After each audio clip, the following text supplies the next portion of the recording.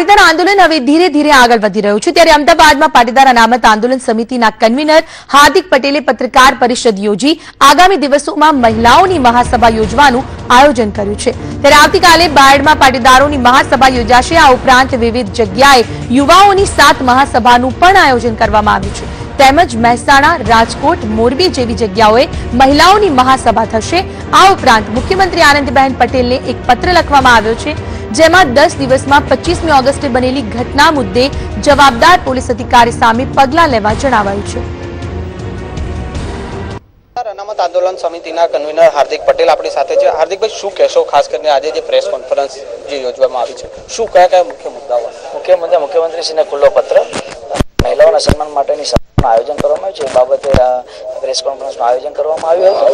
મહિલાઓના માટેની જે 7 મહાસભાનું આયોજન છે, સાથોસાથ યુવાઓની મહાસભા કરવામાં આવશે। આવતીકાલે બાયડમાં 80,000 પાટીદારોની મહાસભાનું આયોજન છે।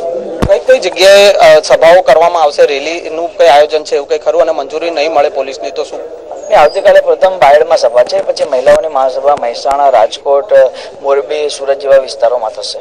હવે મહિલાઓની મહાસભા યોજી અને તેઓ જે આંદોલન છે તે આગળ દબાવવાનો કાર્યક્રમ હાથ ધરશે। કેમેરામેન દિલાવર સાથે સંજય ટાંક, સંદેશ ન્યૂઝ, અમદાવાદ।